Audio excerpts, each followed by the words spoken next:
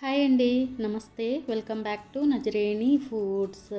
ఈరోజు వీడియోలో నేను చూపించబోయే రెసిపీ హెల్దీ అండ్ టేస్టీ మునగాకు పరోటా విత్ వెల్లుల్లి చట్నీ రెసిపీని మీతో షేర్ చేసుకుంటున్నాను. మునగాకు వేసి చేసిన ఏ రెసిపీ అయినా సరే హెల్త్కి చాలా మంచిదండి. మార్నింగ్ బ్రేక్ఫాస్ట్లోకైనా, మధ్యాహ్నం లంచ్లోకైనా, డిన్నర్లోకైనా ఎప్పుడైనా సరే హెల్తీగా చేసుకుని హ్యాపీగా తినొచ్చు.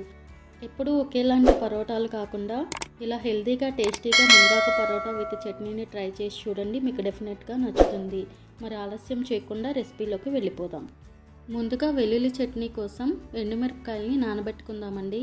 12 ఎండుమిరపకాయలని తీసుకుని తొడుమలు తీసేసుకుని బౌల్లోకి వేసుకోవాలి. బౌల్లోకి వేసుకున్న తర్వాత ఒక గ్లాస్ నీళ్లు పోసి 15 లేదా 20 నిమిషాల పాటు ఎండుమిరపకాయలని నానబెట్టుకోవాలి. ఇప్పుడు ఒక కప్పు మునగాకు తీసుకుని బౌల్లోకి వేసుకోవాలి. మునగాకులో విటమిన్ ఏ, విటమిన్ సి పుష్కలంగా ఉంటుందండి. హెల్త్కి అయితే చాలా మంచిది. మునగాకు వేసుకున్న తర్వాత సరిపడ్డా నీళ్లు పోసి శుభ్రంగా 2-3 సార్లు మునగాకును కడిగి పెట్టుకోవాలి. చూడండి, మునగాకును ఇలా శుభ్రంగా కడిగి తీసుకోవాలి. ఇలా శుభ్రంగా కడిగి పెట్టుకున్న మునగాకును కట్ చేసుకోవాలి. వీలైనంత సన్నగా తరిగి తీసుకోవాలండి. మునగాకు వేసి పరోటాలు ఎప్పుడైనా ట్రై చేశారా? టేస్ట్ అయితే చాలా బాగుంటుందండి. చూడండి, ఇలా మునగాకును సన్నగా తరిగి పక్కన పెట్టుకోవాలి. ఇప్పుడు ఒక మిక్సింగ్ బౌల్ తీసుకొని 2 కప్పుల గోధుమ పిండిని బౌల్లోకి వేసుకోవాలి. నేను ఇక్కడ పరోటాలు గోధుమ పిండితో చేస్తున్నానండి. గోధుమ పిండి వేసుకున్న తర్వాత మనం ముందుగా సన్నగా తరిగి పెట్టుకున్న మునగాకు వేసుకొని ఒకసారి చేత్తో బాగా కలపాలి.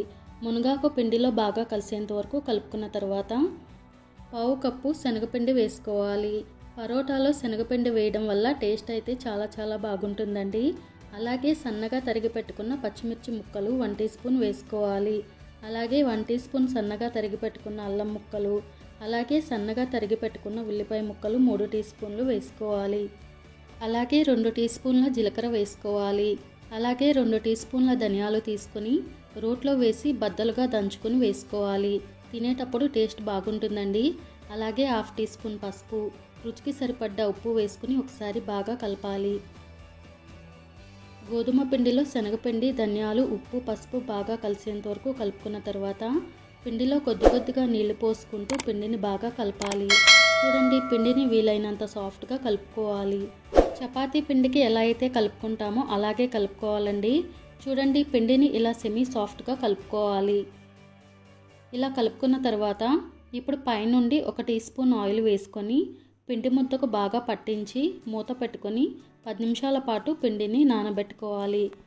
ఇప్పుడు వెల్లుల్లి చట్నీ కోసం స్టవ్ ఆన్ చేసుకొని ప్యాన్ పెట్టుకొని 2 టీ స్పూన్ల ఆయిల్ వేసుకోవాలి. ఆయిల్ బాగా హీట్ అయ్యాక 2 టీ స్పూన్ల జీలకర్ర వేసుకోవాలి. అలాగే కొద్దిగా కరివేపాకు వేసుకొని చిటపట అనేంత వరకు ఫ్రై చేసుకోవాలి. కరివేపాకు కొద్దిగా వేగిన తర్వాత 15 వెల్లుల్లి రెబ్బలు తీసుకొని పైన పొట్టు తీసేసి వేసుకోవాలి. వెల్లుల్లి రెబ్బలు వేసుకున్న తర్వాత దోరగా అయ్యేంత వరకు వేయించుకోవాలి. చూడండి, వెల్లుల్లి రెబ్బలు ఇలా లైట్ గోల్డెన్ కలర్లోకి వచ్చేంత వరకు ఫ్రై చేసుకున్న తర్వాత మనం ముందుగా నానబెట్టుకున్న ఎండుమిరపకాయలు వేసుకొని 1 నిమిషం పాటు ఫ్రై చేసుకోవాలి. ఇప్పుడు ఇందులో 1/4 కప్పు నీళ్లు పోయాలి. అలాగే 1/4 కప్పు బెల్లం తరుగు వేసుకోవాలి. బెల్లం తరుగు వేసుకున్న తర్వాత 1 నిమ్మకాయని పిండుకోవాలి. నిమ్మరసం వేసుకున్న తర్వాత 2 లేదా 3 నిమిషాల పాటు కలుపుతూ ఉడికించుకోవాలి. బెల్లం పూర్తిగా కరిగేంత వరకు ఉడికించుకుంటే సరిపోతుందండి. చూడండి, బెల్లం పూర్తిగా కరిగిన తర్వాత ఇప్పుడు వెంటనే స్టవ్ ఆఫ్ చేసేసుకొని పూర్తిగా చల్లారేంత వరకు పక్కన పెట్టుకోవాలి. పూర్తిగా చల్లారిన తర్వాత మిక్సీ జార్లోకి తీసుకోవాలి. మిక్సీ జార్లోకి తీసుకున్న తర్వాత రుచికి సరిపడ్డ ఉప్పు వేసుకోవాలి. ఇప్పుడు మూత పెట్టుకొని మెత్తగా గ్రైండ్ చేసుకోవాలి. ఇప్పుడు మూత తీసి చూద్దామండి. చూడండి, ఇలా మెత్తగా గ్రైండ్ చేసుకున్నాం కదా, అంతే అండి, వెల్లుల్లి చట్నీ అయితే రెడీ అయిపోయింది కదా. ఇప్పుడు దీన్ని బౌల్లోకి తీసేసుకుందాము. ఈ వెల్లుల్లి చట్నీ తీయగా, పుల్లగా, కారంగా భలే రుచిగా ఉంటుందండి. ఇలా ఒక్కసారి చట్నీ చేసి పెట్టుకుంటే 10 రోజుల వరకు స్టోర్ చేసుకోవచ్చు. 10 నిమిషాల తర్వాత పిండి మీద మూత తీసి చూద్దామండి. చూడండి, పిండి ఇలా సాఫ్ట్గా నానిపోయింది కదా. ఇప్పుడు పిండి ముద్దలు తీసుకుని రౌండ్గా చేసుకుని బౌల్లోకి వేసుకోవాలి. మరీ చిన్న పిండి ముద్దలు కాకుండా ఇలా మీడియం సైజులో పిండి ముద్దలు చేసుకోవాలి. అన్నిటినీ కూడా ఈక్వల్గా చేసుకుని బౌల్లోకి వేసుకున్న తర్వాత ఇప్పుడు చపాతీ పీట మీద కొద్దిగా పొడి పిండిని చల్లుకొని పిండి ముద్దను తీసుకుని చేత్తో ప్రెస్ చేసుకున్న తర్వాత ఇలా చపాతీల రౌండ్ షేప్లో చేసుకోవాలి.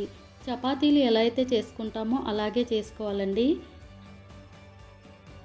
చూడండి, ఇలా చపాతీల రౌండ్ షేప్లో చేసుకున్న తర్వాత ఇప్పుడు కొద్దిగా నెయ్యిని కానీ ఆయిల్ కానీ తీసుకొని లేయర్ అంతా మంచిగా స్ప్రెడ్ చేసుకుంటూ అప్లై చేసుకోవాలి.